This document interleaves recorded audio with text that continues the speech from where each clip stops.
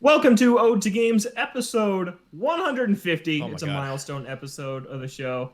Ooh, We did you made think it. we'd make it here? I'm Logan Plant, joined today by Zach Rost. Hey, Zach. I didn't think we'd make it. I Neither didn't did want I. us to make it, but here we are. Yeah, Proud of Always, us. always a ray of sunshine, Zach. We're also joined by Kevin Vallene. How's it going, Kev? it's going good. I also didn't really think we'd get to 150. The years have flown by.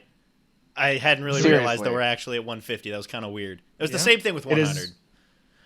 It has been 3 years, roughly, of Ode to God. Games. We started in, I believe, early February of 2018. Here we are, late January 2021. So we're coming up on with an a big anniversary. milestone episode. Yeah.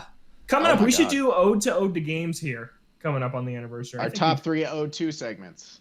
Yeah, we've got some stuff to look back on, but for this milestone episode, we've been hyping it up for a few weeks. We are going to break down the top 10 PlayStation 4 games of all Oh. time here at the tail end of the console's life cycle. It's weird. I kind of thought it'd be more in the books at this point, but there's still a lot of games coming to PS4 coming Yeah. up.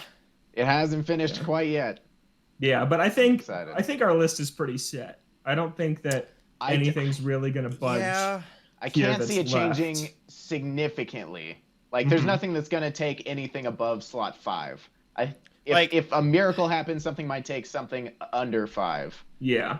Like I feel Like like 6 through 10. I feel like our own personal list could change depending on what games we go Yes. back to, but I think this list is probably pretty set.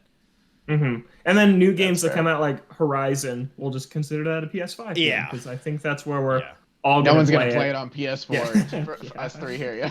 Yeah. It's not But gonna that is coming up in just a little bit. First, we're going to break down some of the news that happened over the last week. Literally, as we were recording last week, a huge feature dropped on Bloomberg about Cyberpunk 2077 from Jason Schreier, where the developers said they did not believe the game was ready to launch in 2020. They thought, based on their progress, the game was more likely to come out in 2022 Oh. 2 years. based on progress that they were Yep. making back in 2019. They said that it was like trying to drive a train while the tracks are being laid in front of you at the same time, and that was in reference to them building the engine for the game at the same Amazing time they were analogy. actually Yep. building the game. And it also sounded Yeah. like people weren't really in communication of what they had made. Like people would make shaders and things without consulting if that had already been made yet. So just Oh. more time just down the drain. No communication, it seems. Not Yeah, as so- efficient as it could be. No. It's a pretty lengthy, in-depth piece that you can go and check out on Bloomberg, and it goes into some more of this. We've already talked about Cyberpunk a lot, so I don't really think anything that came out in this piece is a surprise. I think just the big is hearing the developers actually put a number on when they thought the game was going to be. I think like one of the things that kind of caught me off guard was how late this thing really was started development. Like obviously you knew that it wasn't heavy into development in 2012 Yeah. when that trailer dropped. But I was a little surprised that it didn't enter full production until 2016 and that they didn't have too much to show even in 2018. Like it sounds like Yeah. it really ramped up only in the last 2 years. For a game of that size, that is a death sentence. Yeah, absolutely. I mean, The Witcher 3 wasn't even close to being out by the time when this game was announced. Yeah. Yeah. Because no. it came out in what, 3 2015? years. Yeah. Yeah. 2015. Yeah, so, and then I think the other big thing is basically how much was poured into that behind closed doors E3 2018 gameplay Yeah. showcase. I have a ticket stub from that gameplay showcase, which is pretty cool. It was when I went to Wow. E3 that year, it was just laying on the ground, and Oh, the take show had just happened, and I just picked it up. I'm like, this is kind of a cool memento. Oh, yeah. When And, if this yeah, game's now- good, and it was not. Nope. And a lot of members of the team apparently thought that they were wasting time making that demo, which was not representative of the full game. And I kind of feel like that's something we've been seeing less lately in games. hmm But man, that used to be a big thing. Bull shots, things that aren't actually representative of Yeah. the final product. So yeah, hearing how many resources were put into a demo that ended up being essentially a lie was also just really disheartening to hear. Yeah. Yeah. After the game came out and knowing what had happened with previous high-profile failures, most notably Anthem, you assumed that something like this also happened here to some extent. Yeah. But just seeing it all written out and seeing the line of "We made The Witcher 3, it'll be fine." It's just like, man, how can you operate on that? How can you operate on the philosophy of just because you made one great game, you will be fine, no problems will come up, you'll be okay. Crazy overconfidence that clearly blew up in their faces. Especially for CD Projekt Red. I feel like with BioWare, that is still a terrible idea. Like, oh, we're fine, BioWare magic. But I also feel like, at the very least, they made 2.5 really good Mass Effect games and a bunch of other stuff before that. You had KOTOR, you had a bunch of stuff that BioWare made. CD Projekt Red made 2, what I've heard are decent Witcher games, and then The Witcher 3. Like, they are known for one game, and they're like, oh, we made The Witcher 3, we'll be fine. That's one game. Mm-hmm. Yeah, it's pretty wild. So, I encourage you to go check out the full report on that. We're going to move on, though. Oh, one other thing with the video that CD Projekt Red released. Really gross that they were like, hey, we didn't see a bunch of the bugs that you experienced. That is 100% a lie. There is no way that's true. They found threw those. The QA team under the bus. They found those, and they put the game out anyways. Yeah. That was pretty gross. Yeah, for sure. Just wanted to throw that in there. Rip the QA team. One last quick jab. Let's move on, though, to a Resident Evil showcase. A number of announcements from this presentation. The star was Resident Evil Village. It's coming out PS5, Xbox Series X, PS4, Xbox One, and PC on May 7th. There's a demo out later this spring for all platforms, but there's one called Maiden, which is out on PS5 right now that people were checking out this week. And they showed a lot of gameplay, and it looks like a more action-heavy Resident Evil. I think that the games kind of toe the line of more stealth-based and more action-based. You have the first few, which are more stealth quarter-based, and then Resident Evil 4 is really the one that took it to be more action. And I think this one is still in first person like 7 was, but looks like gunplay and gameplay is a lot more expanded. There's like a merchant where you get your gear from. There's a lot more enemy types than I've heard that were in 7. So I think it kind of is like taking the first person game into a more action oriented side of the franchise, which people seem to be really happy with what they saw today. We have limited experience with Resident Evil, but of all of us, Zach would probably be the one to pick up this game and play it at some point. Yeah. Based on how much I love, Logan and I played the Resident Evil 2 remake back when it first came out. I loved it quite a bit. One of my highlights of 2019. I was going to play the third one. I heard it was a bit lackluster, not worth the $60 price tag. Now with this coming out, I'll probably just pick it up anyway, since it's, I assume, a lot cheaper than $60 at the moment. Yeah. Definitely I think all Resident Evil games are on sale right now, like in timing with this event. So I know that 7 and 8, for moving to first person and taking things a little, I don't know, 7 never really interested me, but I definitely kind of want to check 8 out. And since I'm getting a PlayStation 5, assumedly around that time for Deathloop, I wouldn't be opposed to picking it up on PlayStation 5 to really test out some of the limits of the console. Yeah, so if you're interested, go check out that demo. They also showed off Resident Evil Reverse. They just love those names. Is this Kingdom Hearts? They're so good at it. Remind? Is this the Remind DLC? Yep.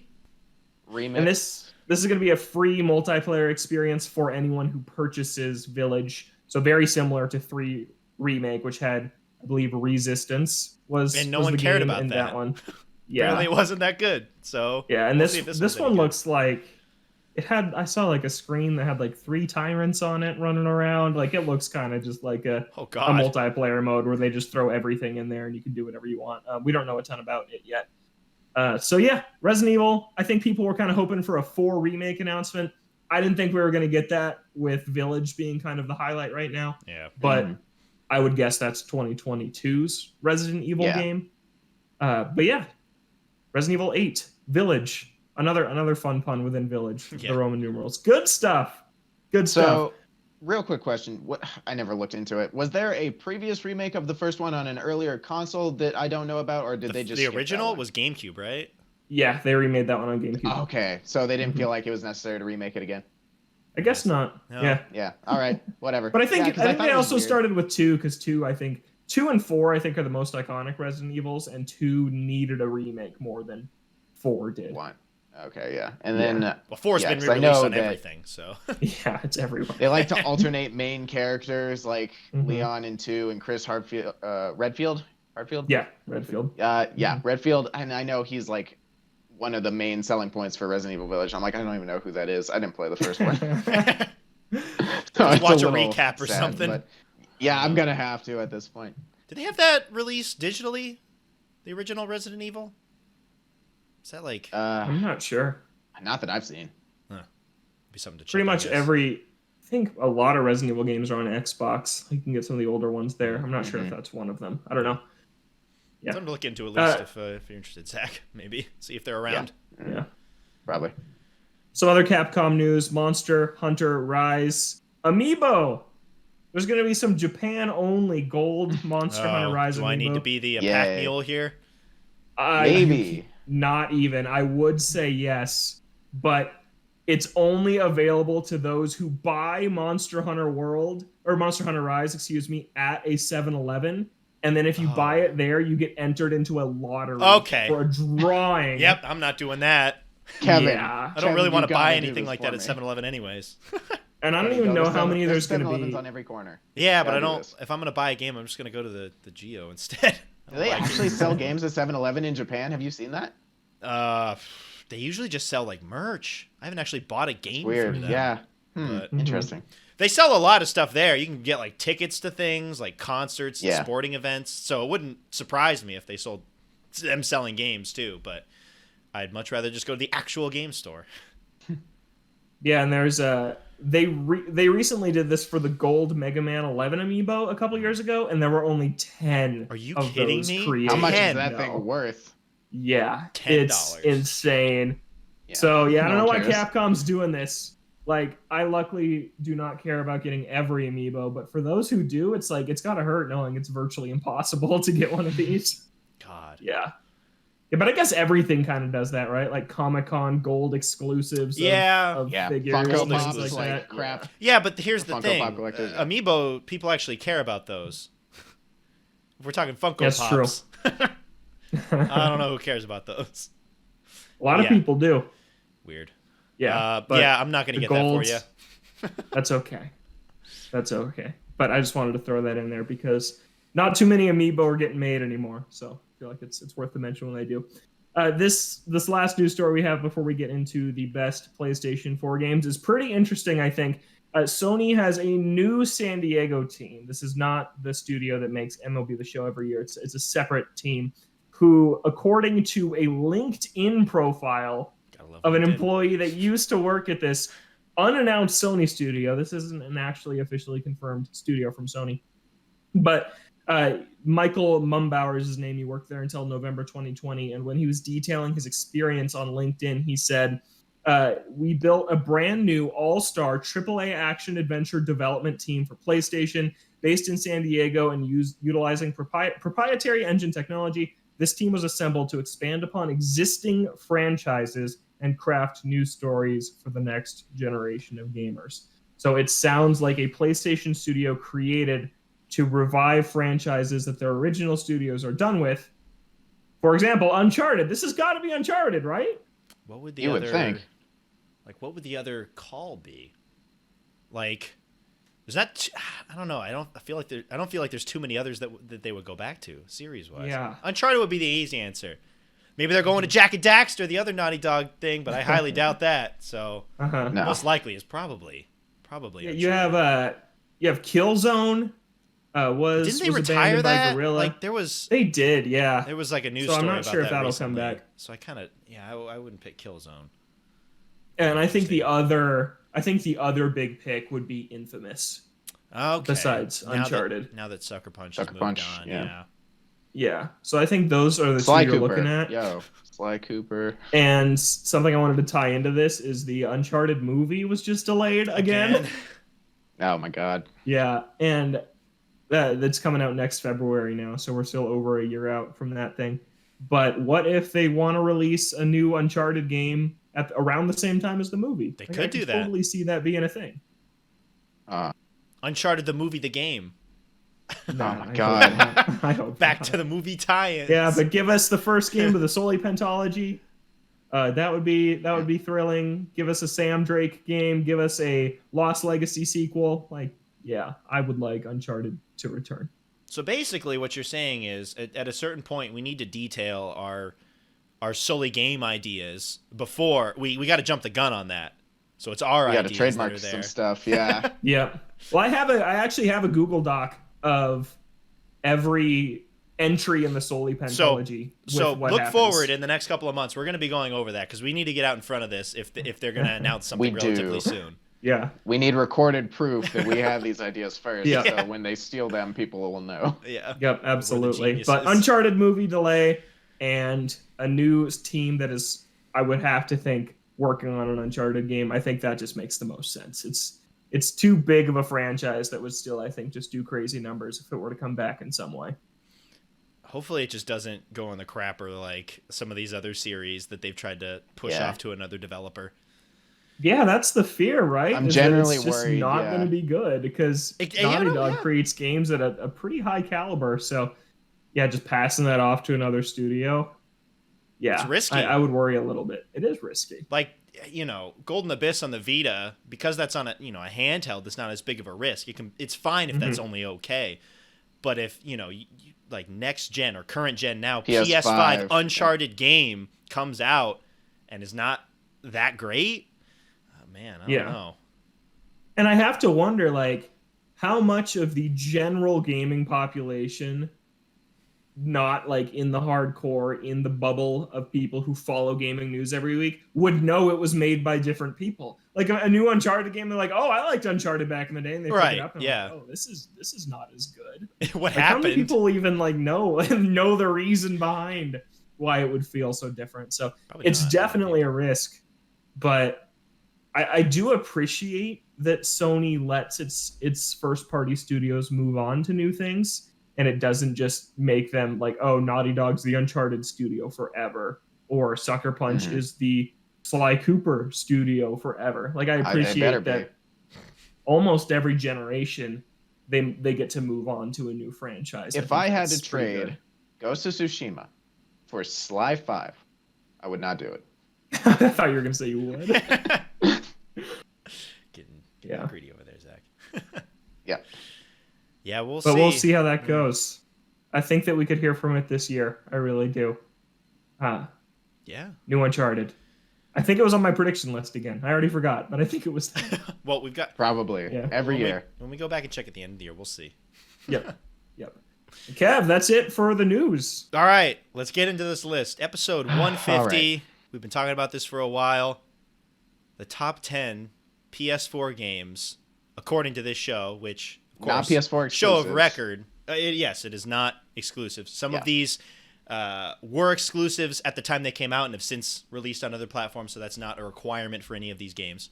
But Logan, you put this thing together, requiring a decent amount of brain power and math. What was the process of getting this top 10 list from our own personal top 10 lists that we've all made separately? So it was not nearly as difficult as the top 100 characters that was a little, we did for episode a couple 100. more characters. Yeah, but it was kind of the same idea in that if there was a game that all three of us had on our list, it's going in the top 5, basically. If there was a game that 2 of us really love, it would usually go above a game that 1 of us really loves. And then after that was all said and done, we had 3 slots left, and so I asked you guys, okay, 1 game you want to put on there individually, what is it? And so we all kind of added 1 more pick from that point, and then so I submitted it to the board, which was you guys, for approval of the order. And I think that we are all. I think this is a pretty representative list of the show. Like, I'm looking at it, and I'm happy with it. I think so. I think it's a very, very solid list. We've talked about a lot of these games very extensively. So here we go again. Yeah, another round of this, a send-off to the PS4. Because really, at this point, most of the games that are going to be coming out for PS4 will also be on PS5. So I feel like this is a good time now. Where basically everything is out that that we would be playing to make it onto this list. I feel like this ain't going to change too much. Yeah. Zach, I'm going to throw it to you for the start of the list. What is number 10? All right, so number 10 was my pick when we had 3 left over. This is the one I chose. It didn't make it to 9 or 8, which is fine. I'm not salty. But number 10, the game that made CD Projekt Red extremely overconfident and led to the creation of a terrible game, The Witcher 3 Wild Hunt, a game which I played 5 years after it came out. I played it in the beginning of 2020. It came out. Played it in 5 days. 2015. I played it. It took me 5. Oh my God. I put a lot of time into that game over not a long span of days. And, I feel like you came onto the show one time and you're like, I'm playing The Witcher 3, and then you came on the next week. Next and show, like, I'm done with The Witcher 3. So 60 hours into Witcher 3, I beat it. And that's because this game, this is one of the most rich and deep worlds that I've ever experienced in a video game. The lore and the ability to just explore, talk to different people, the amount of side quests and main story depth, just unrivaled in any other game I've ever played. I fell in love with the world. I had just watched the Witcher TV series. So the Witcher series is based off a series of books written by a Polish author. They were translated to English.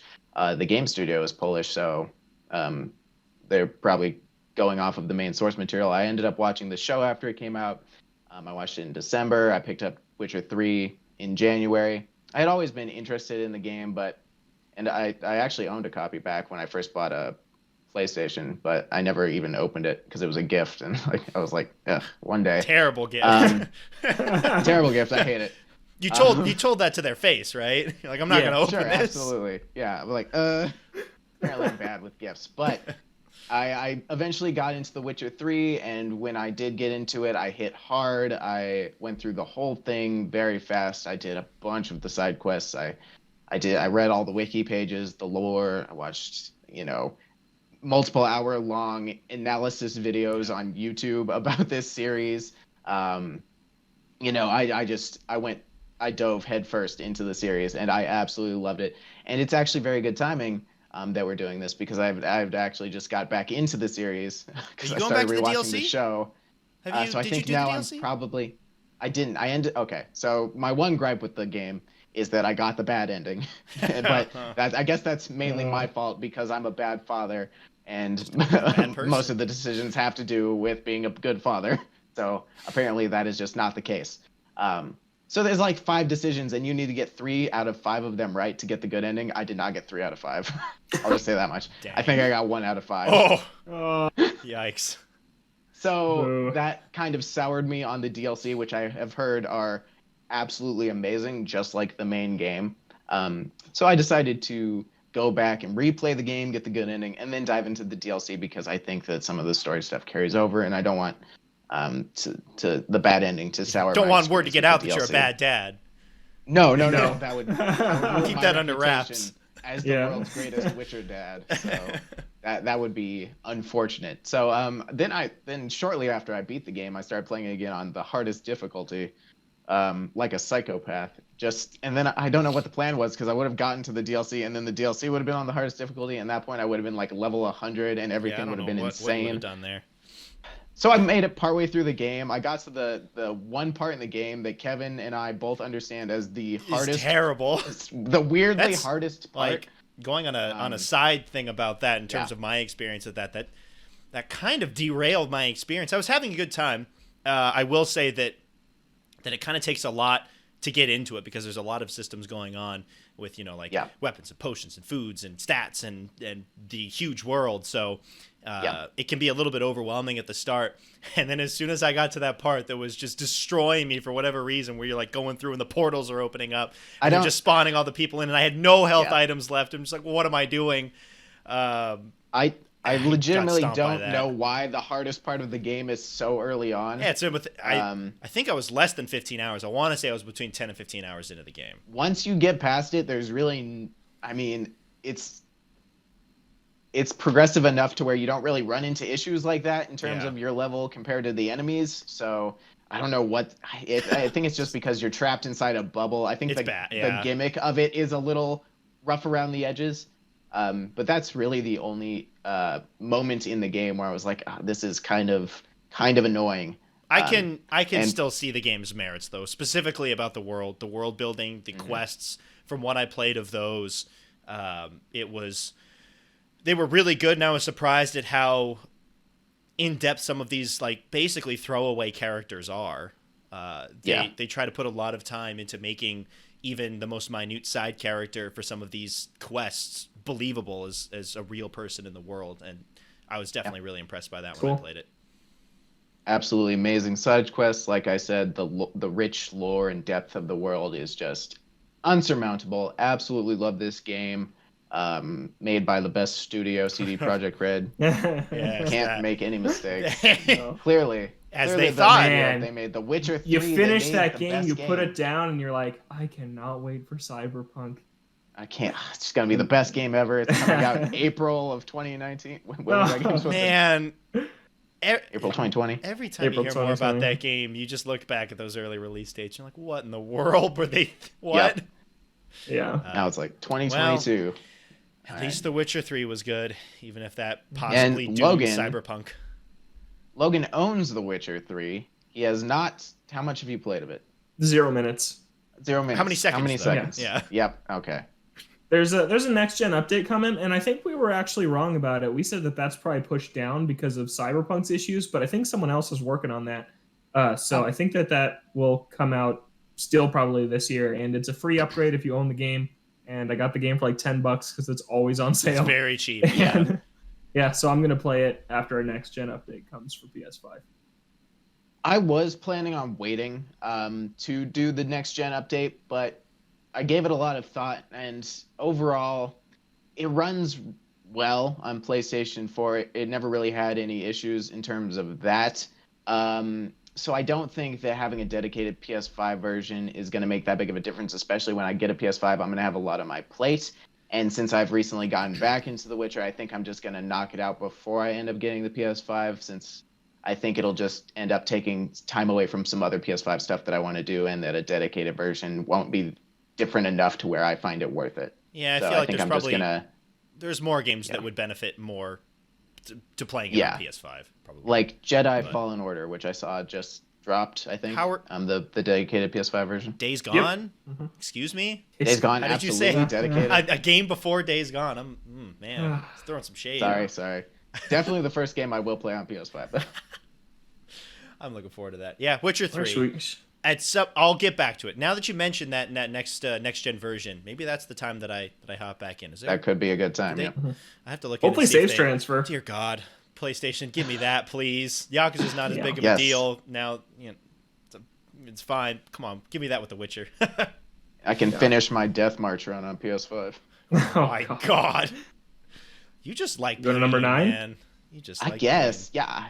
I don't know why you do because I got up to the hardest point with that then it's annoying over. mission. It's over. And then, but the thing is, like, it railed me because I feel like my setup was kind of weak. So in the end of the base game, they give you a potion that resets your entire skill points. And I luckily had one of those on me because I was doing New Game Plus. So I just drank it, reset all my skills, kind of like adjusted them for that specifically mission. For that point. Oh my and I was God. like, and then I did it, and I was like, okay, I guess this is my build now. And then I gave up after that because that mission does drain you. It destroys you. But it does. Maybe next gen. I've sat on it for a while. I can come back and get more into it.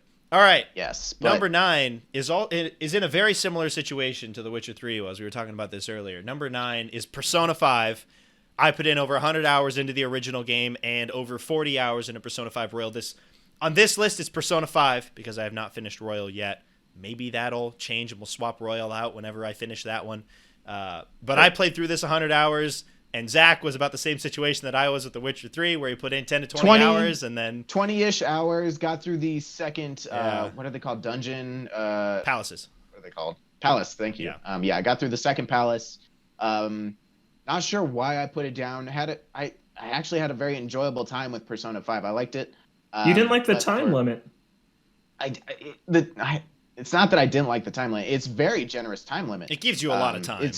It gives you so much time to work with that it wasn't really an issue. I think that the turn-based felt a little weird to me. I don't know. I didn't really vibe with it very well. I adore that. I don't know what it was about it. Yeah, because the rest of the game, the soundtrack, the aesthetic, the characters, it's a very pleasing to look at game. So I don't know what I think it was just these little things that threw it off for me, and I always regretted it not finishing it. But when it comes to a 100-hour game, if you're not feeling it, you probably shouldn't just dedicate another 80 hours into it. Yeah. But I mean, it's one of the greatest JRPGs of all time. No one can deny it. That it is absolutely fantastic, and I did enjoy the time I spent with it. But I'm sure Kevin has a lot more to say about it than I do. I do. Yeah. Persona 5 is probably my favorite JRPG of all time. Another game on this list comes close, but Persona 5, just in terms of the style that it oozes from every pore. You know, Zach was talking about the music and the characters and just the look of the world and how stylistic everything is. And that's very surface level stuff, but man, is it good. There's a reason why they're able to make rhythm games off of this, because the soundtrack is just so good in Persona 5.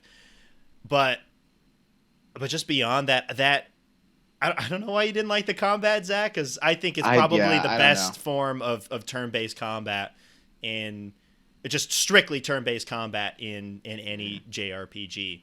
And the customization that you can get with all of the personas and fusing them to create different builds for each of your different characters is super fun to try and figure out what you need for weaknesses and strengths for all of those and continuously upgrading them. All of the palaces are super different from one another and offer their own sets of challenges and of traversal and everything like that. The characters, I adore the characters, and it allows you to make all your confidence with all these people and choosing who your favorite characters are and increasing their friendship levels for each of them and seeing all of their different struggles. They feel like real people going through all of these very real life problems, and it's super fun to go through all of their different stories.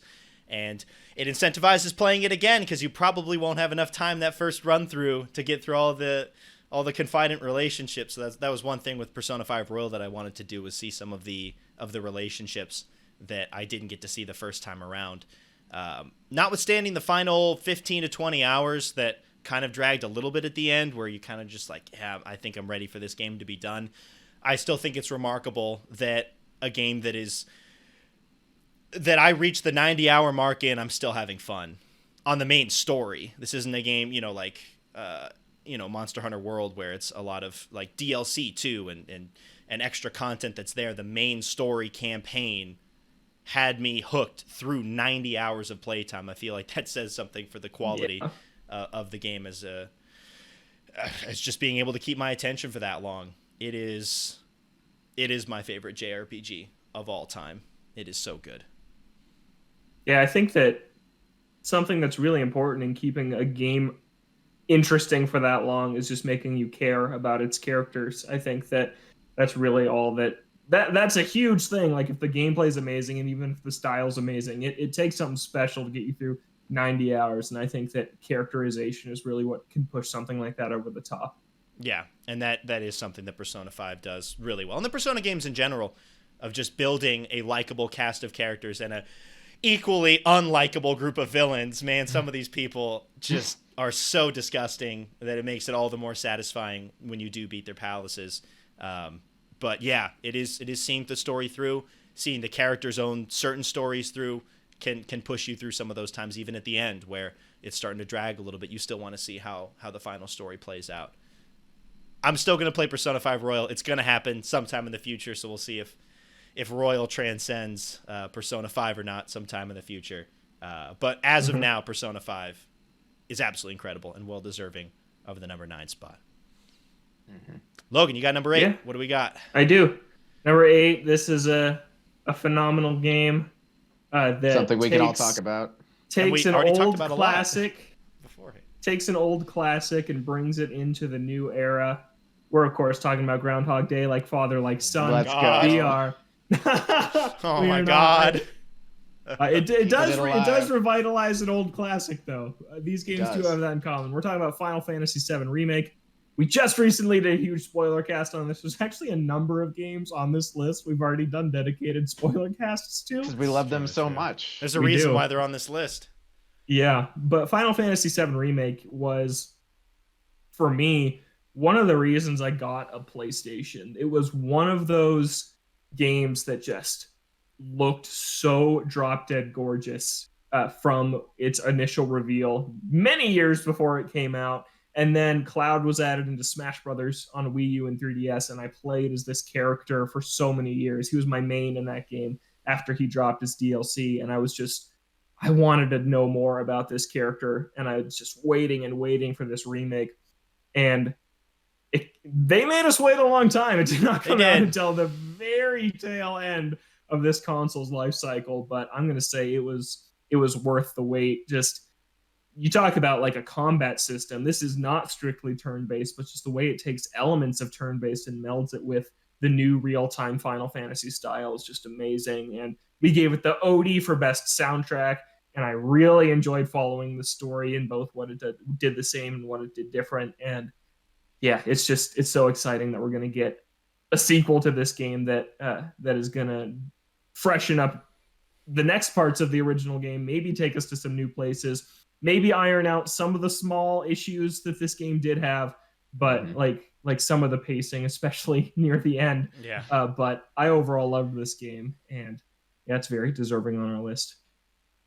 Yeah, you go back to characters like we were talking about with Persona 5. I love the cast of characters in Final Fantasy VII Remake, and I feel like they made the jump from PS1 to PS4 just remarkably well.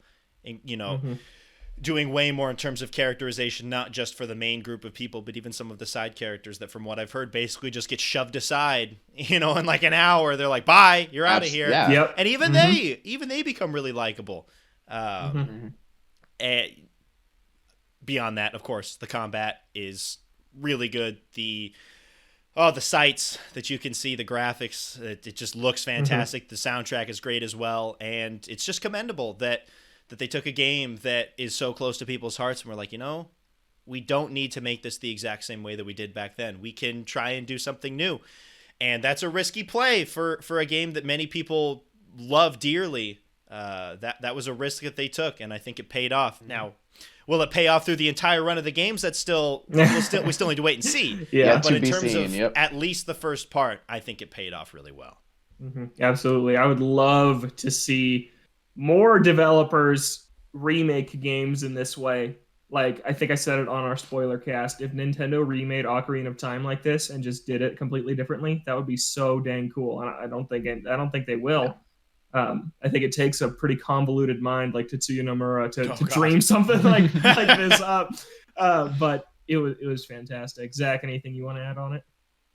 Yeah, I mean, you guys covered every base pretty much. This game highlights absolutely the combat, the turn-based plus real-time combination that flowed so smoothly. Swapping from character to character really had a great party dynamic. The ability to take the characters that everyone loves so much to really bring them to life, to how people thought about these characters in their heads for the past 20 years. They were so accurate in how they were brought to life. And, just taking what was a very small portion of the original game and just expanding it, adding so much, adding new characters, adding side missions, adding, all of these areas to explore and see, but also keeping it just railroady enough to where you're not overwhelmed or you're struggling to find out what to do. So I thought overall absolutely amazing remake. It did everything right in terms of a remake, including, just like we talked about, going off the rails and adding some new stuff. It was huge risk. I think it personally paid off. I'm very excited to see where they go next, and I'm very excited, having played the original, to see how they tackle some of the other characters that people love that haven't been introduced yet. There's a ton of party members that aren't even involved. And there's glimpses of them.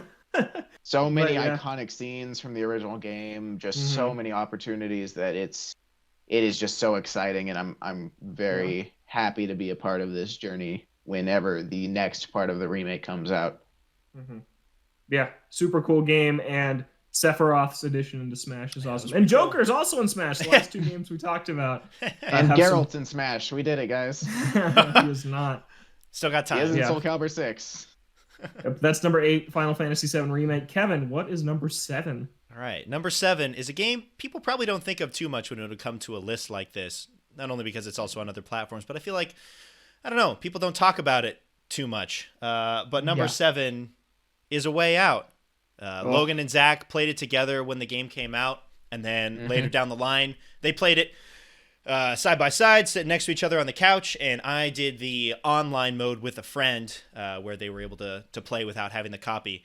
And it's just a game like none other. Now, there'll be one more game when this developer comes out with their next game, but when this came out, Yes. it was kind of in a league of its own in terms of just what it brought to the table for a co-op experience of just playing side by side, playing through this story together, and just having all these weird mini games and just random moments that you just can't get anywhere else with a co-op game of just like, that happened. That was stupid, but I love it. Of just like playing, oh man, what is the drop in the little, I forget the name of the game, Connect 4? Playing Connect 4 or like going and like shooting Balancing hoops on or like wheelchairs. bouncing on wheelchairs, doing the baseball thing. Yeah. It's a lot of the little moments that I think stick out in my mind still, as well as the end. Are we getting into the? Well, Nah.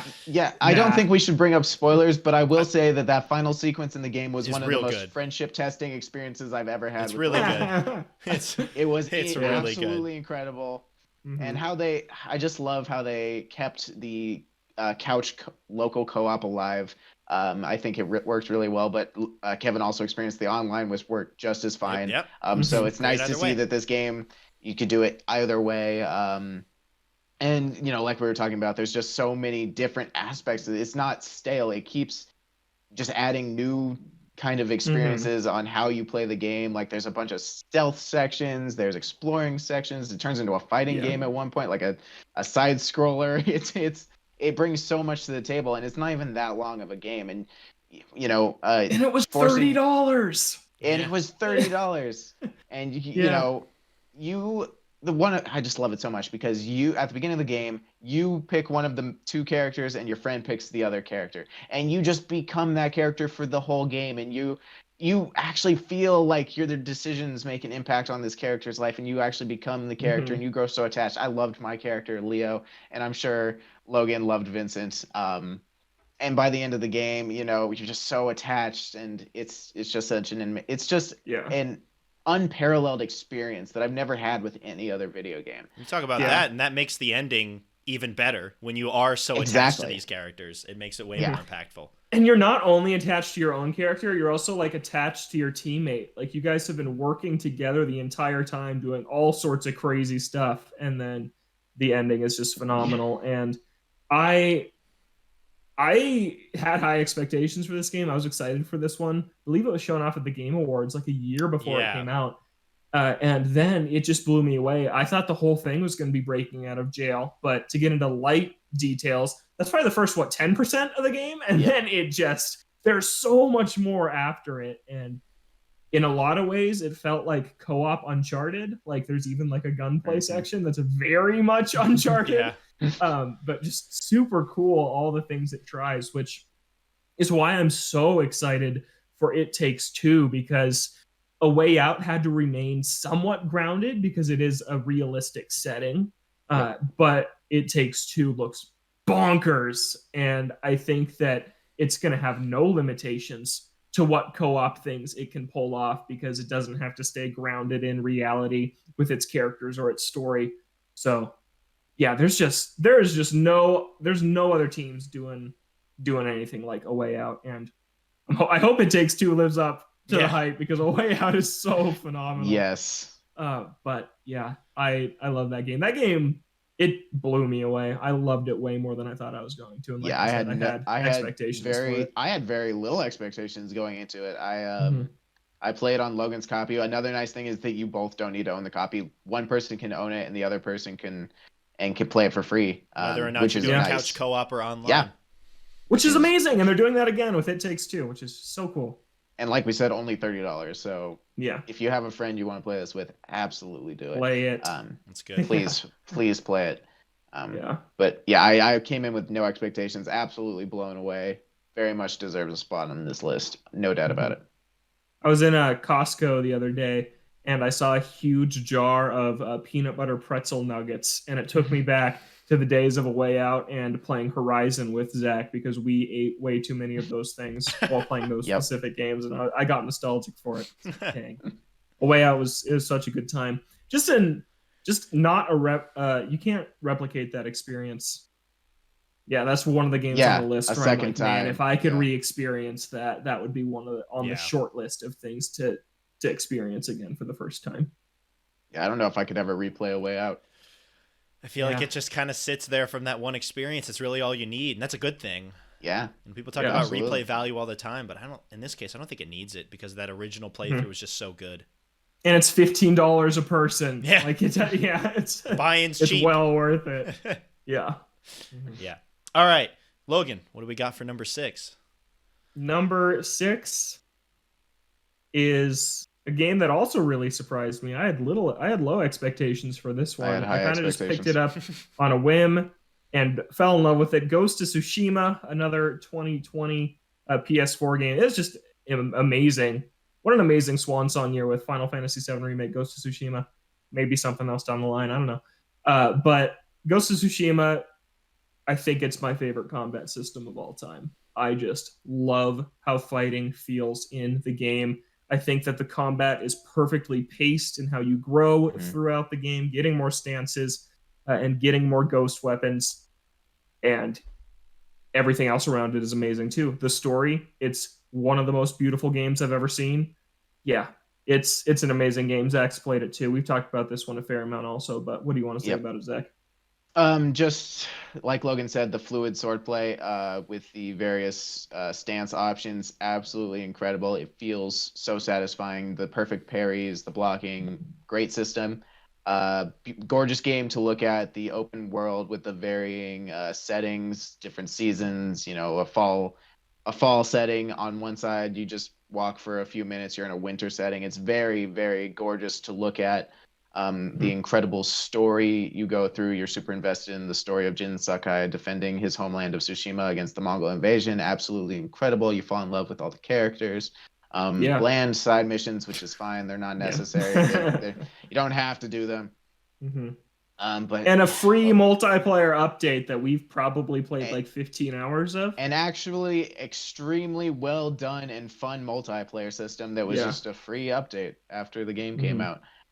With one of the best crossover skins that I've ever seen, which is the Shadow of the Colossus skin for the Assassin class, which I really love. Yeah, I forgot about that.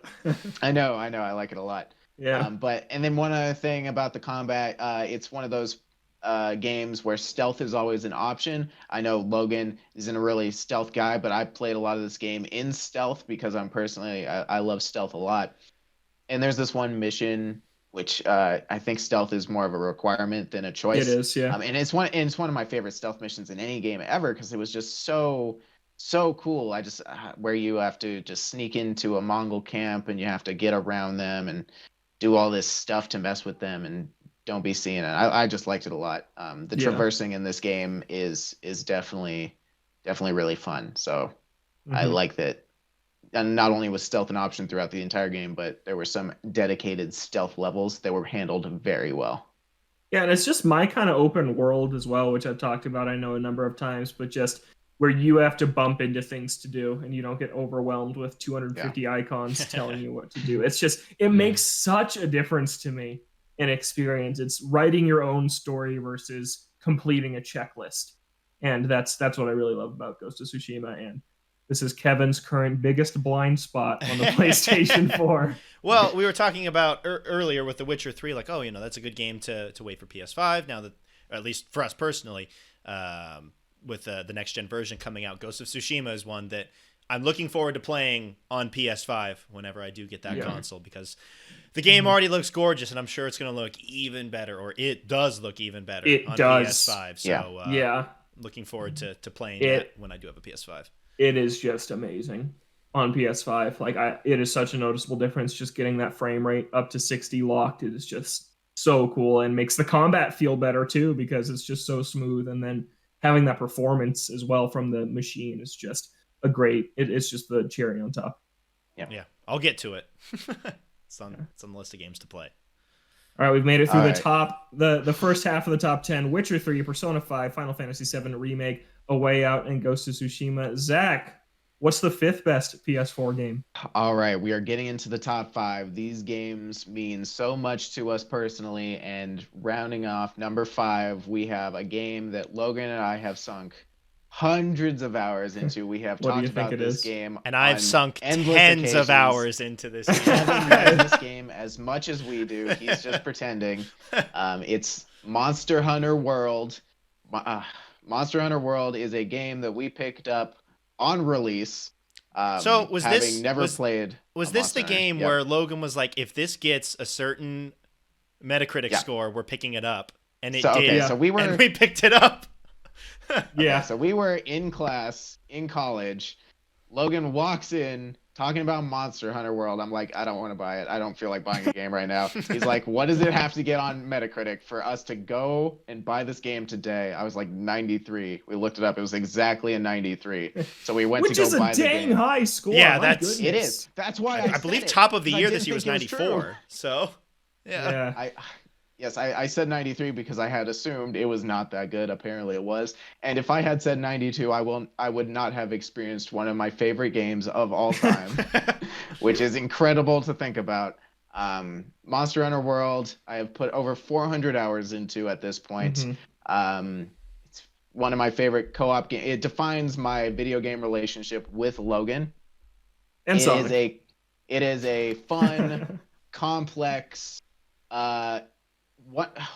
beautifully crafted world. It's an entry into the series that kind of smoothed things out and made it a better transition for new players to come in, because in the past it had been harder for people to enter the series because it had been so complicated, and it was a bit hard to jump in so late into the franchise. This one really focused on getting a new player base, and I think that was a brilliant idea because it led to being Capcom's best-selling game of all time. So many people have hopped into the Monster Hunter franchise at World because of that, and now there's so many more dedicated fans like Logan and I, who are now probably going to play every main entry into the series from here on out. Yeah, for sure. So World is just incredible.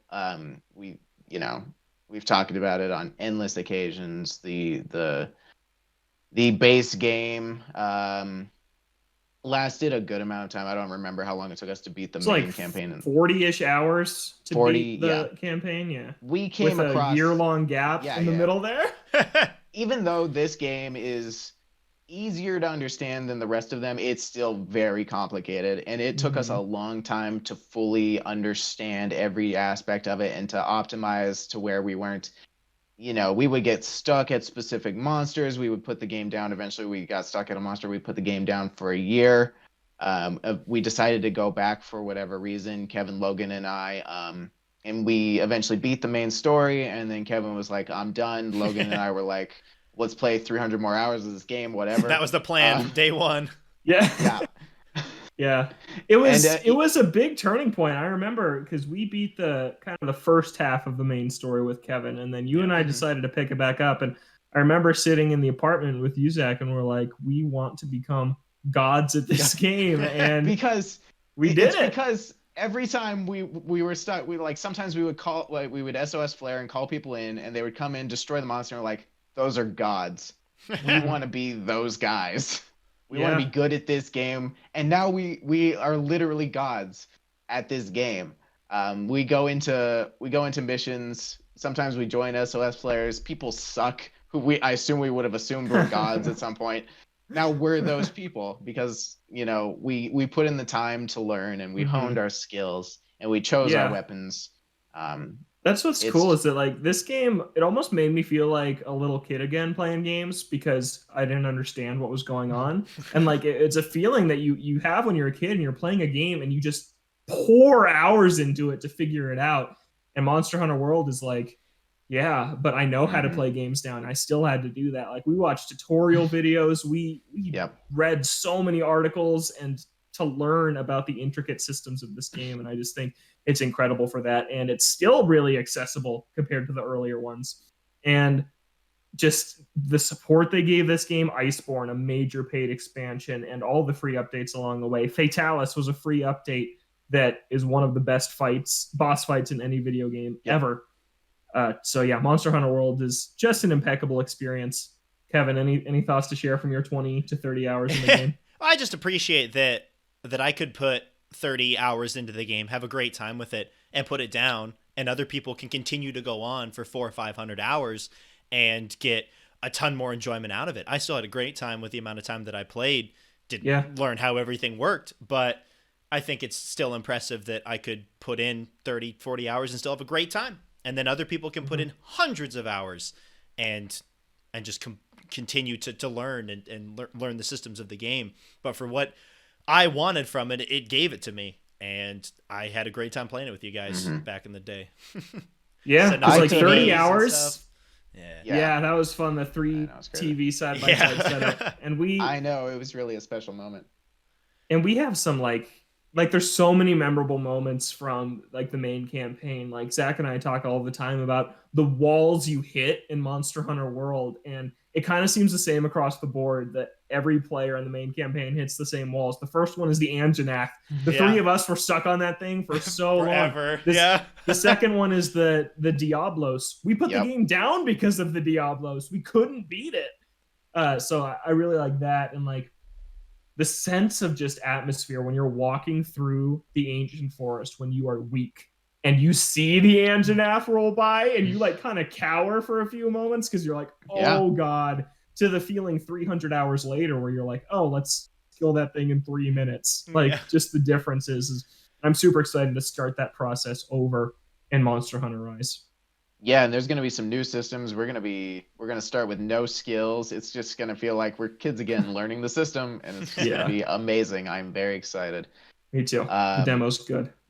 And I was going to say that I could have beat Persona 5 4 times with a little bit left over if I had not put any time into Monster Hunter. Oh my God. That's wild. 400 hours is a long time. Yep. It is. It is. It really is. Yeah. Yeah, amazing. And the monsters are just really cool too. But yeah, that'll be the last thing I would say on for the Monster most Hunter. part. Yeah. Yeah, for the most part. I just want to complain real quick that they're taking the worst monster and putting it in Rise, and I don't know They why. are the worst the monster Gyarados is joining Monster Hunter Rise. Yeah, he's gross. I hate it so much. Gotta fight it again. We'll look forward to more Monster Hunter talk in 2 months. Gosh, that's coming up. That's weird. I know. It'll be February here in like a week. We're gonna sink so much time into that game right away. Not 400 hours, but give us time. But like 600 we'll hours, get I there. know. Yeah, exactly. Gotta one up it. All right, are we on to number 4? We are. Getting number down 4. there. Let's talk about Yakuza some more, guys. Oh my God. You know, we haven't talked about the games very much lately, beyond the fact that we talk about it every single week. Although that's going to be coming to an end here. But not this one. We haven't talked about this one in a very long time. We have not. And this was the game that started out a journey for me and Zach and could possibly start a journey for Logan this year. Logan, what are you thinking of for 2021? Is this going to be the year of Yakuza? 2021 is the year of Yakuza. 8 years after the year of Luigi, we're moving on. Oh, let's go. To the year of Yakuza. I have finished Judgment. I have not finished any Yakuza games. And by December, I will have finished Yakuza 0 through 6. 7 seems really long, so I don't know if I can commit to having that one done by long. Then. But yeah. I mean, it's Kevin's favorite franchise ever. Zach loves it. I gotta get into it. I feel that. You gotta try. The games are so good. And Yakuza 0, to me, and I think to Zach as well, is probably the pinnacle of the series. Yep. It's all downhill after that. Yeah, technically it is. Unfortunately, technically, but not by much. Man, just thinking back at playing that game for the first time and just, I guess, starting off in the world of Kamurocho in the 1980s. I love that style. I love going back in time to that 1980s setting. Um, I only played a little bit of 5 before this one, but still seeing the characters young and having a little bit of an idea who they were, and just seeing them at the start of their journeys was really cool to see. God, I love Majima. he is so good in that game. Whether or not you played the original games before Zero or played Zero at the start, I love seeing Majima in that original form of him and just watching him. And then knowing where he ends up later of just the character that he is. But he's completely different in Yakuza 0. The main story, the hopping between the two, and both stories are enthralling. Whether or not you're following Kiryu at the time or whether you're following Majima at the time, they both have basically their own stories with some overlap here and there. But whatever character you're playing as, both of those stories are absolutely fantastic. Some awesome boss fights. The one in the sewer, man. Kuze's fight and the music that accompanies it is so unbelievably good. In a series with so many games and so many boss fights, to have such a standout boss fight is actually such a triumph. Yeah, I think back to that fight on more than one occasion. But yeah, the boss fights that you go through in that game, and then just the amount of extra side content and how all of it is good. Like, it was weird to me playing through Yakuza 0 and realizing that the side content in the game was actually enjoyable, actually interesting, and I wanted to do it. Because I'd played open world games before, and the side content bored me. And it was wild to me that I could go into a game and have this much stuff that I actually wanted to do that wasn't the main story, whether it be the Cabaret Club side minigame, the real estate side games. The real estate I enjoyed, yeah. I adore both of those. They're so good. I never really got into the Cabaret. Cabaret's sucked. Cabaret's I love it. And the Cabaret returns in some of the later games. But you have those, the two main side content things. You also have the sub-stories, which are also really good. All their own contained stories. I love those. The fact that you have fully functioning arcade games from Sega's past in there, like Outrun and Space Harrier that you can go play. Virtua Fighter's in there. You've got all the other gambling games if you're interested in that. You've got all of this, like, all the restaurants to go check out all the different foods. There's the batting cages, all of this stuff. It's so fun to play the main story and realize that there's a bunch of side stuff that is actually fun and actually interesting to go and play. And that was amazing to me at the time playing through it. Yakuza 0, from start to finish, whether or not you go down and do a lot of the side content, is an absolutely fantastic game. And I appreciate what Yakuza 0 did for the series too. Because it came in at the perfect time, being able to be a prequel and get people invested in the series. If Yakuza 0 didn't exist, I wouldn't have gotten into the series, and I don't think the series would have survived in the West. So I appreciate Yakuza 0 for what it was able to do. Not only survive, but I feel like I see people talking about Yakuza all the time now. It's reached mainstream. Yeah, absolutely it has. It deserves it. Yeah, and you can tie it all back to Yakuza 0 as the impetus to start that whole thing off. And what a start it is. It's so good. Yeah. And I also love the combat swapping between Kiryu and Majima. I love all of their different fighting styles. Being able to play as Majima for a full game.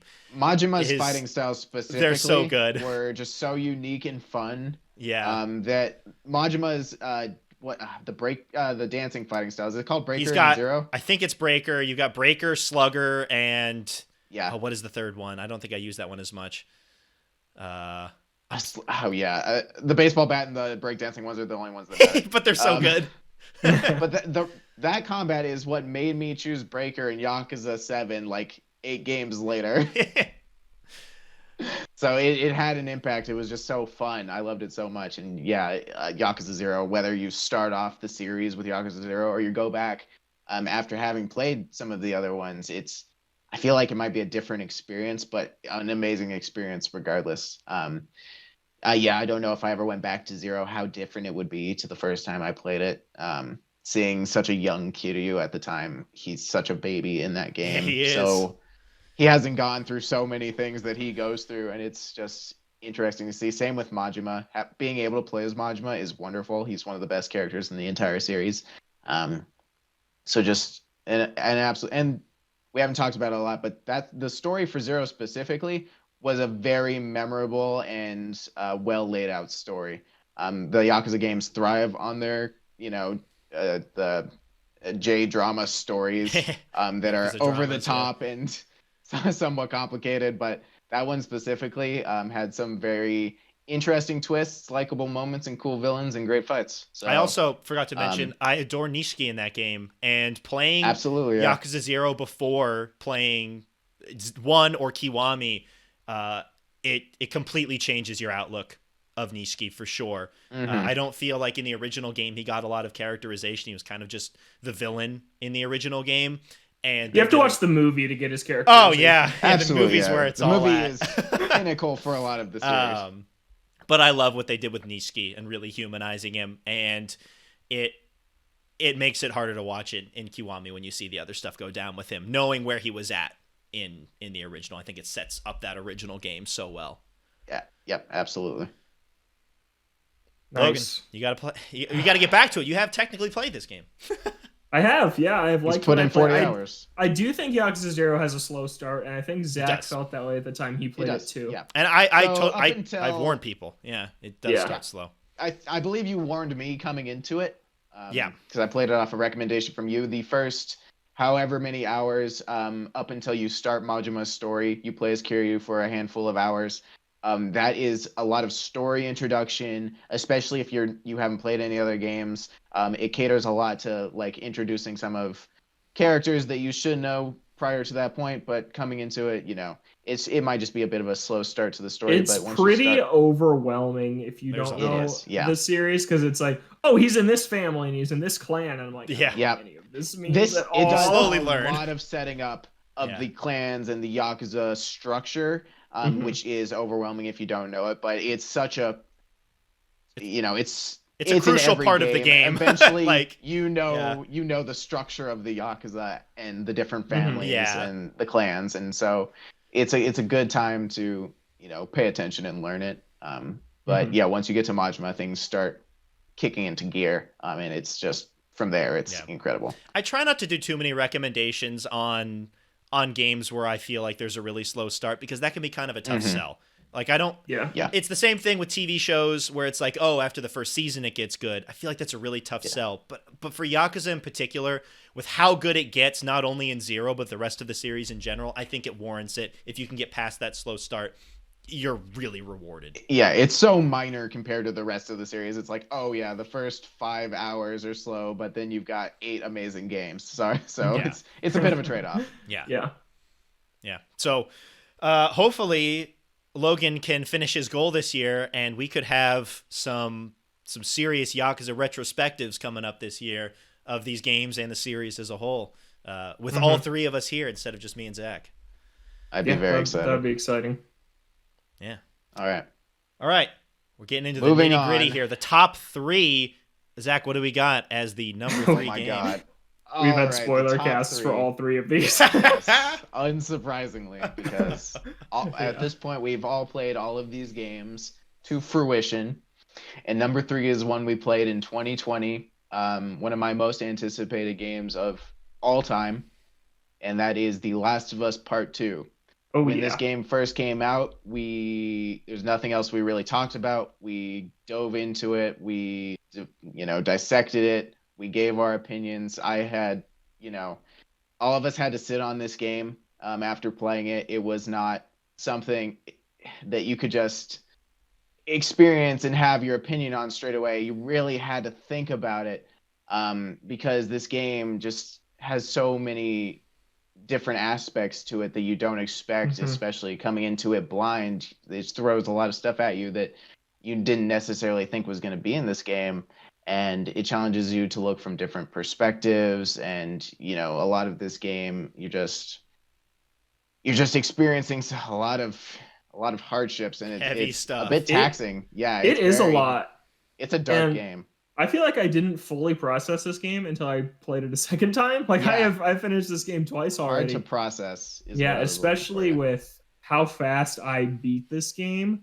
I played it first half on Friday, second half on Saturday, epilogue on Sunday, and was done. And after years of waiting. It was a lot to take in, but yeah, I adore this game. I mean, we talked about there's so much here. We talked about it for 2 hours on a huge spoiler cast Go listen to episode that. we did. Yeah, it's good. one of my favorite episodes we've ever done of the show. But yeah, I love this game, and I think something that can get lost when we talk about the story and how much we love that was that I think this is like the best gameplay Naughty Dog's ever done in a game I've played from them. I think it is so Surprisingly, refined. because every time they release a game, it gets better. Because they've just had time to, add new stuff, come up with new ideas. This takes the gameplay from The Last of Us and improves upon it greatly in terms of options with stealth, the character AI, not only with people on your side, but the enemies as well. How they interact with each other and interact with the player.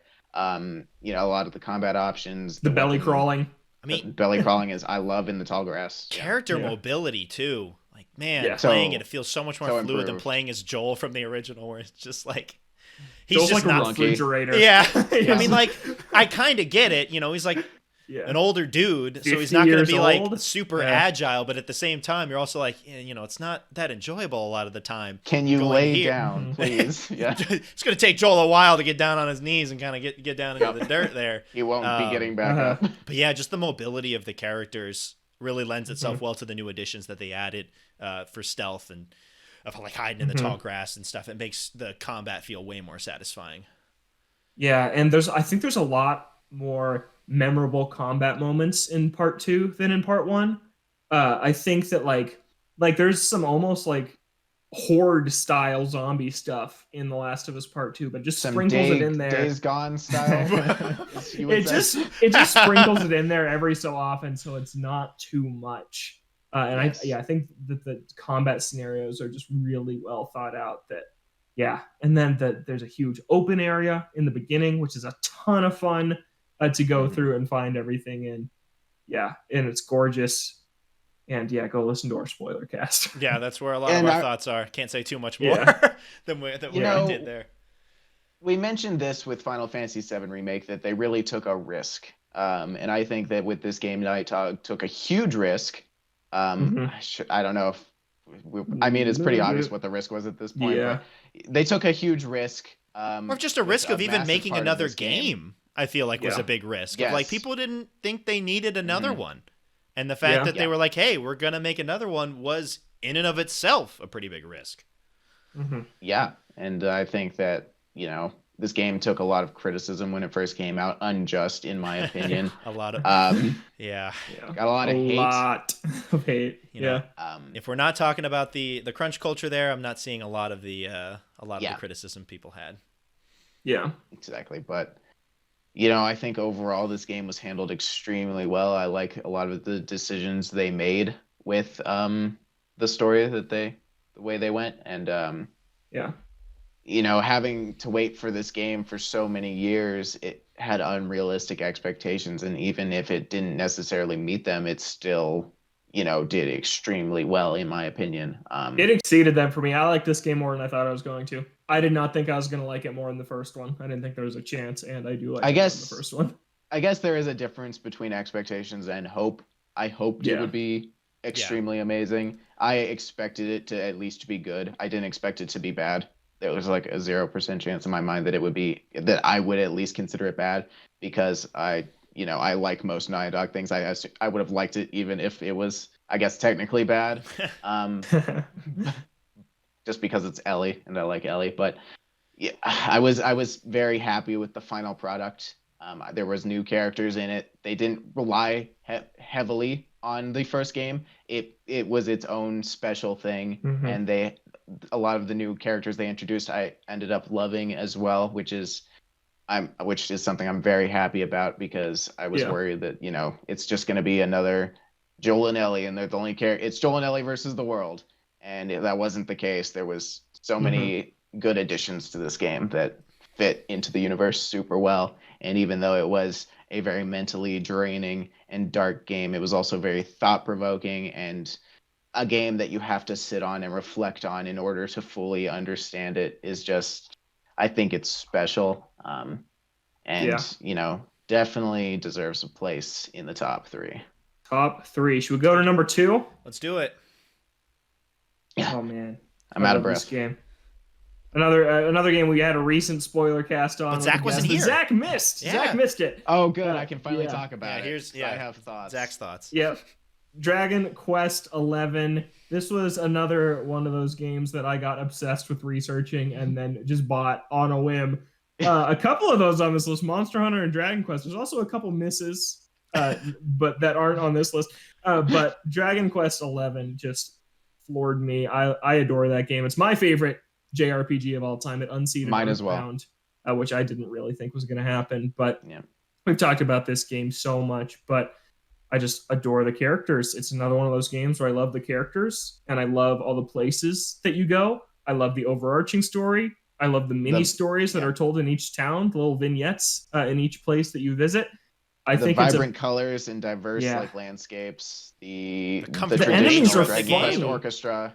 Yeah, it's What'd you a say? relaxing JRPG to play. It is just it is yeah. a chill game to play for 70 to 80 hours to see through to the end. I think it's a pretty perfectly constructed game except for the grind at the end, but what JRPG doesn't have that?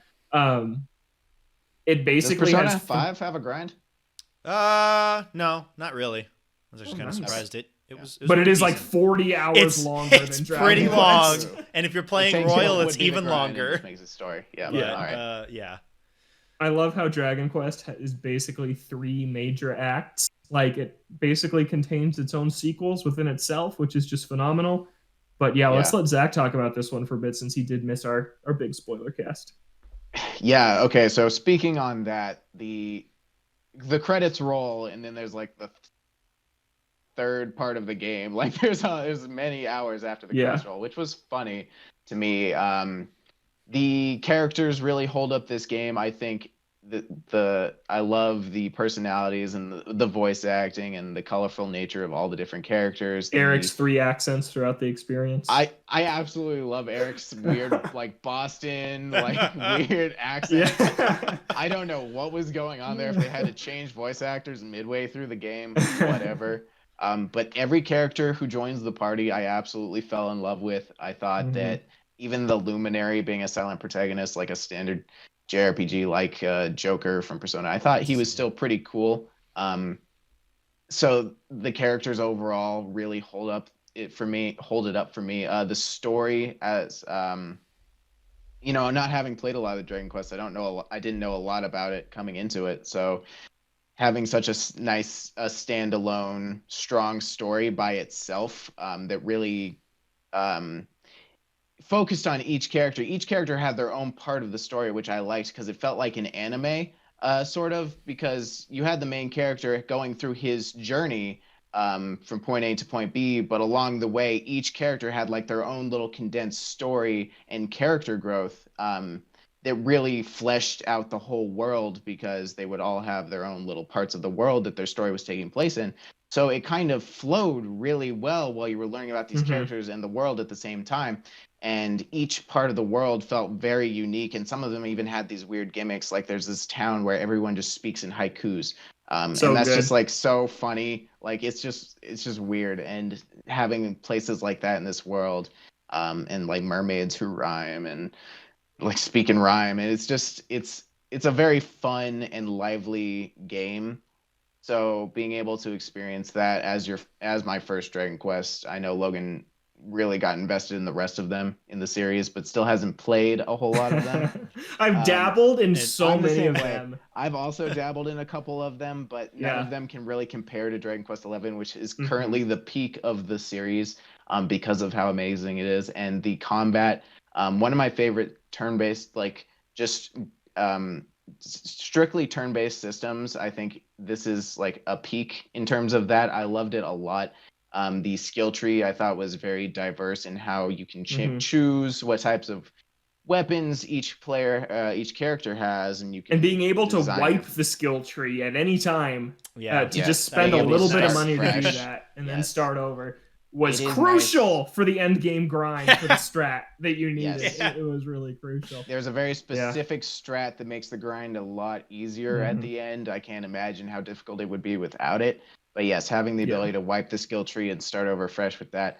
So going into this game, you can play it one way in terms of gameplay the first time, and then play it a completely different way the second time.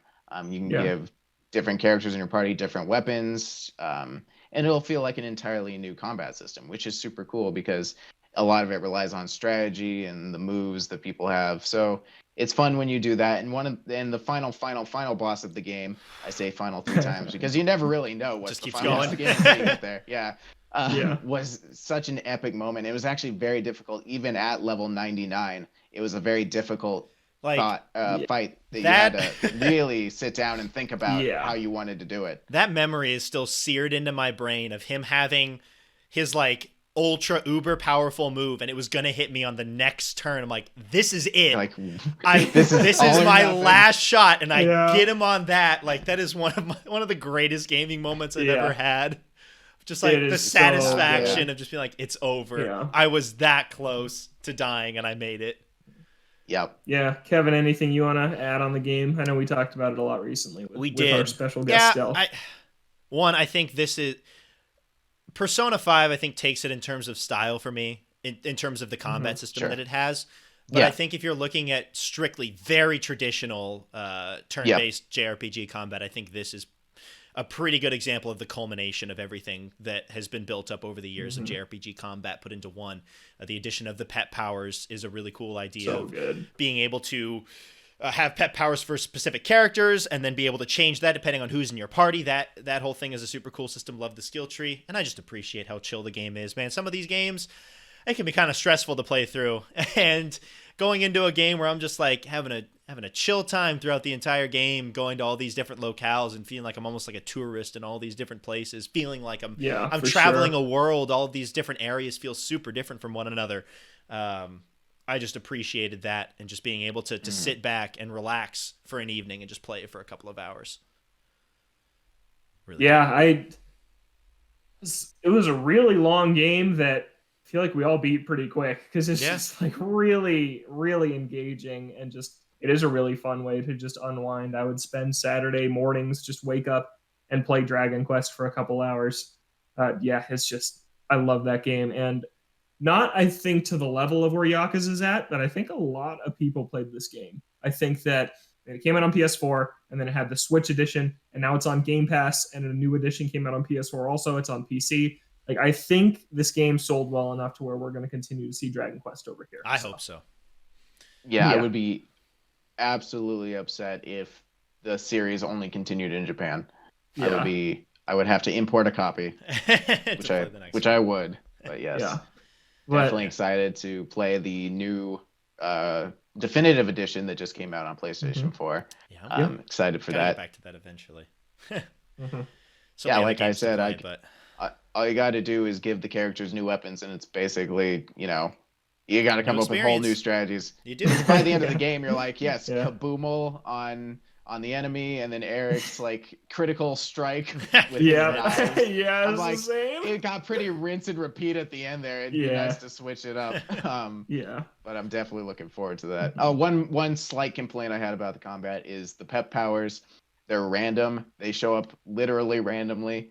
There's no rhyme or reason to it. It's just every time you have your turn, there's a chance that the pep power will activate for that character, which makes the grind so annoying. Well, Yeah, Makes yeah. the I grind like a little it for normal combat because it's like a pretty big adrenaline rush when someone gets pepped up. You're like, heck Yes. yeah. But during the But grind, it was okay. It was It's the frust- a- There are frustrating, the slight compensation for that is that pep powers, if you're out of combat and you hadn't used your pep powers, you still have it going into the next combat, so you can stock Yeah. up on them. So Mhm. every time there was a boss, you would go grind on some basic enemies, get everyone to their pep power, And and then then, just- go fight the boss, and then just Yeah. unleash every pep power. Could do that, And yeah. at the end of the game, you can buy, they're very expensive, but you can buy pep pops, which automatically give you pep power. But like I said, they're very expensive, and you might not be able to afford a lot of them, especially the amount you would need for that grind.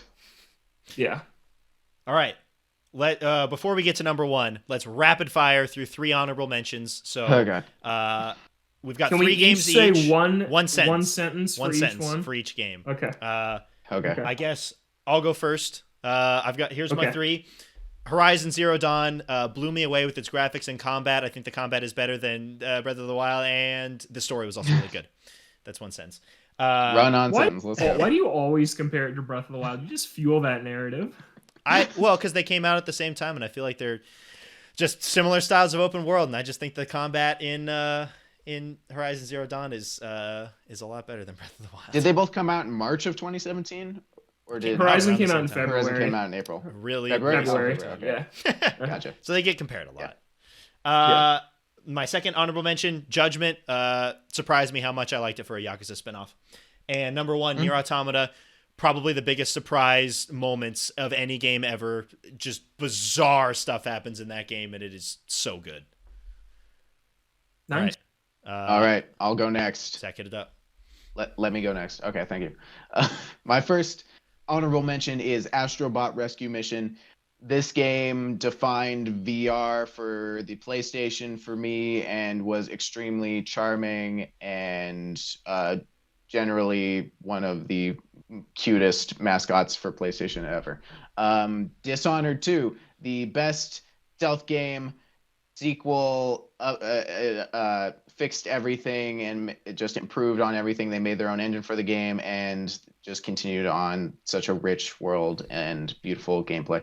And then last honorable mention I have is God of War, one of the most popular PlayStation 4 games of all time, revitalized the series and brought a new light to such a classic PlayStation character with a gorgeous world. I feel like that's probably the one game that people would point to on our list and being like, "Where's that?" There it is. Yeah. God of Honorable War. mention. And a Well, I gave it Bloodborne. one. Bloodborne, I was thinking too. Oh, People that's be also "Oh, a pick, yeah. I enjoyed Bloodborne. I didn't enjoy it as much as everyone else did. Okay. I love Astrobot. I was torn between making that one of my honorable mentions as well. You told me to put it on my list. I'm glad I that replaced you, Shadow of the Colossus remake. Because it's a remake. Yeah. All right, my three. Fall Guys, the battle royale made for me because I love platforming, and I'm 100 hours in, and we're still playing. We still play like every week. So yeah, love that game. Spider-Man. All three of us have played that. I feel like it just missed this list. Like it's probably right there. But one of the reasons I got a PS4 and it lived up to the hype. Gameplay's awesome, web swinging's awesome, and the story I really, really enjoyed. And then Star Wars Jedi Fallen Order, my game of the year for 2019. Really revitalized my Star Wars love after the disgusting 9th film. And it's now one of my favorite Star Wars things ever. It's a really difficult game, which I got into, and the combat is phenomenal, and the characters are great. Great Star Wars experience that now runs better on PlayStation 5 and Xbox Series X, so go play it. Just real quick, is there like a difficulty comparison that I should know going into this? It's like people call it a Souls-like.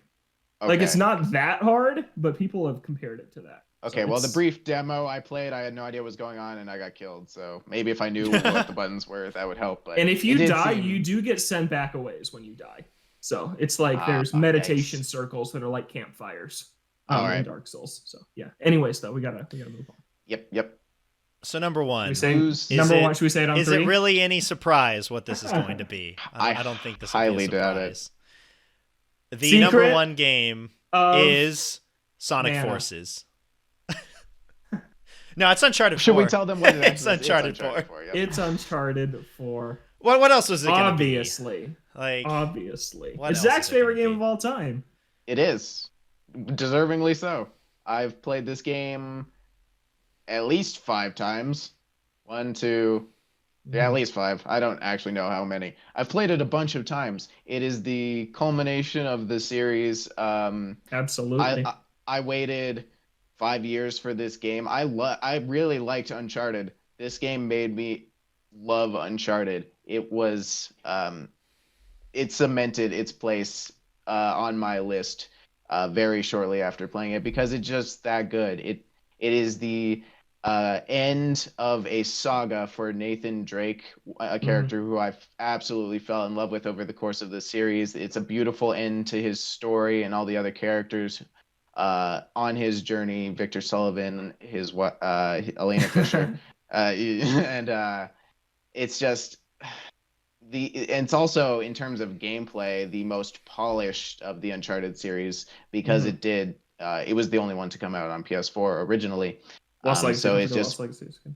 Oh, and Lost Legacy. I guess Lost Legacy is technically just as polished. It's Uncharted 4, basically. For the mainline games. So for that, it's absolutely incredible.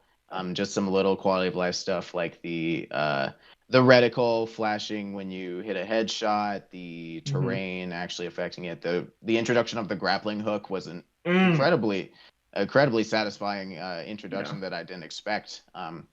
And the story overall is one of the best stories in any video game I've ever played ever. So it's absolutely deserving of the number one spot, in my opinion. It's just a showcase of everything the PlayStation has to offer. It looks amazing. It still looks amazing, still and it's looks 5 years good. old. 5 years old, still looks absolutely incredible. It's so polished. I think you kind of spoke to it, Zach. I really like Uncharted 1 through 3. I really like Uncharted 2 and 3.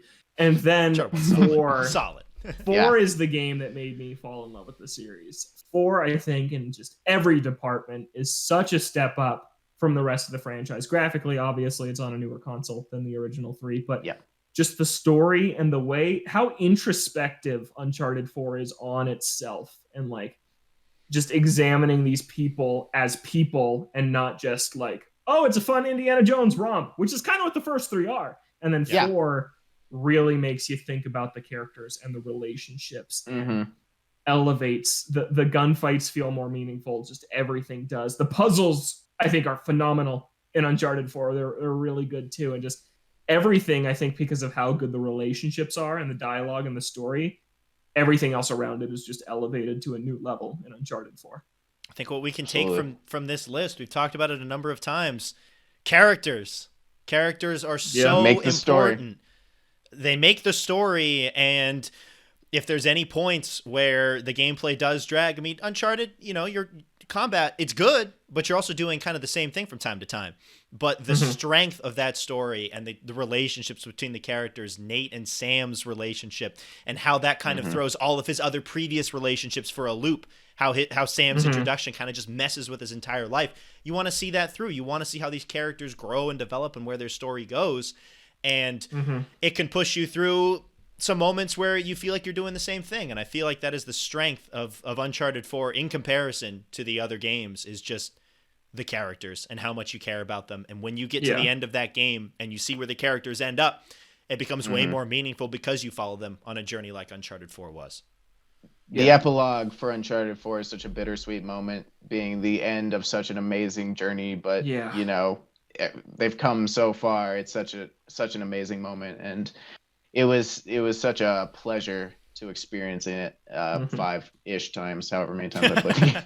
And I also think that just the construction of the game is so much more varied than the other Uncharted's, because it's like it has really amazing quiet moments, which the other ones don't have as much. It still has the bombastic set pieces, not as many as the other games, but it still has them. And then if like, oh, we just did a ton of gunfights, here's a chapter where you're just doing a puzzle. Oh, we've done that for a while. Here's a flashback where you get more context about Nate's past, and then it comes back and it's a big gunfight, a big story moment. Like, Uncharted 4 is the longest Uncharted, but to me it just rips because the pacing is so well done with how it balances its story moments, its gunplay, its puzzles, and everything else. It's so good. We've talked about it ad nauseum. We've talked about Uncharted 4 a number of times. I played it twice last year. Yeah. I want to play it right now. I know, right? Yeah. I think I'm the only one that hasn't played it twice. I'll have to get back to it at some point and give it another go for the first time? I got the Uncharted games with my PS4. So Black Friday 2017, I think, was when I got my PS4 and I played through the trilogy and then Uncharted 4. Have you played through any of the trilogy since then? No. A little bit of the original, for but a series revisit. Would be fun. Gotta get back to it. Yeah. See how they sit a couple of years later. Uncharted 4 deserves. Yeah, exactly. Yeah. I honestly don't get how people think 2 is the best one in the series. Like, Over 4. It's the best of the original trilogy. Over 4. Absolutely Yeah. not over 4. It is the best in the original trilogy. Yeah, I agree. I do now. I agree now. Yeah. Yes. But yeah, Uncharted 4 is just on a level of its own, really. Which is, it goes back to what we talked about an hour and 20 minutes ago. Whoever is going to pick up this series, if they do, it's like... That's a tough act to follow. It is. Yeah. Like, There's also a lot of people that think Lost Legacy is better than 4. Lost Legacy is really good. It's very good. It's not better than 4. It is really good. 4 just has the benefit one of my favorite characters. Yeah. 4 has the benefit of the entire trilogy, like, kind of leads into 4. Yeah. Like, it really does. Those story moments hit a little different and a little harder because you follow these characters on that journey for so long. Yeah. Whereas I don't think Lost Legacy has that as much. But it's still a great game. Still really good. Yeah. Absolutely. All right. Let's go through that list the one top more time. 10? Yeah. Yeah, we got it, Witcher 3, number 10, number 9, Persona 5, number 8, Final Fantasy 7 Remake, number 7, A Way Out, number 6, Ghost of Tsushima, number 5, Monster Hunter World, number 4, Yakuza 0, number 3, Last of Us Part 2, number 2, Dragon Quest 11, and number 1, Uncharted 4. Those are some good games right there. If you haven't played any of those, get on it. Fantastic games. The story is fun. The story, we talked about the story a lot. I think, like Kevin mentioned, we brought up a lot of the same things, but just how much we cared about the characters. In 9 out of 10 of these games, Monster Hunter, we didn't even mention the story. But that's because it is not important. Yeah. Some games can survive purely based on their gameplay, and Monster Hunter World is one of those. Yep, that's absolutely. nothing against it. I think that just just speaks to the gameplay even more so, that you can have a story that is basically meaningless. You're like, whatever, I don't care. I'm just fighting these things, and it's still so good. Yeah. Not a single character had a name in Monster Hunter until 400 hours in. We find out someone's name. They dropped someone in the final update, and it made no sense. It was really funny. Here's James over here. Shout out to him. You know, you care about him. The PS4 is going to go down as one of my favorite consoles. Absolutely. Just that game library is unrivaled. Whether you're talking about PlayStation exclusives or multi-platform games, like, it's got something for everybody. It really does. Like, it is so impressive to look back on that list and look back and you're like, you have 9 really good honorable mention games, and there's still a bunch of other ones that we couldn't put on here. There's so many good games. So much good time. Like Celeste, a game I didn't play on PS4. I didn't think about for this list. I love that game, and you can play that on PS4. Like, just as an example. Yeah. So many good games. So many things. Last thought. 150 episodes in. We'll be doing a retrospective on in a couple of weeks when we get to the 3-year anniversary of the show. But 150 episodes in. Any final thoughts from either of you guys? You know, I may not have been here for all like of how the you guys episodes. went at the exact same time. Go ahead, Logan, Zach. shut up. Zach, how many episodes have you been? Did you reach episode 100 for you yet? At least 100. I think so. Okay, Probably. at least 100. I wasn't gone for a year. But I was here for the ones that mattered. Episode 100 and this one. And except for one. the Dragon Quest one. Yeah, you missed that one. Yeah, you did miss that was one. That the was a only fun one that mattered that I missed, and I will forever regret that. But when we talk about Dragon Quest 11 on our second spoiler cast, where I'm included next Oh week. my gosh. No, that's not happening. I love this show. It's been an absolute pleasure. 150 episodes. Here's to the next 150 400 episodes. Oh. Yes. Next 400 sorry, hours I may have of overstated. Yep. Monster Hunter Rise. Yeah, this show's great for so many reasons. I feel like it has motivated me to play more games. I beat 50 games last year, which 100% was great the same, to get off the backlog. And then just to have, like, especially right now in a pandemic where I basically go to work and do nothing else, to just have 2 of my best friends to just sit and talk about games for an hour. It's just, it usually doesn't get better than that. And worth it. Yeah, and I feel like we've experienced a lot of games that we wouldn't have if we weren't doing this show. Like that we've pushed each other to play. Absolutely. Days Gone. Days Gone.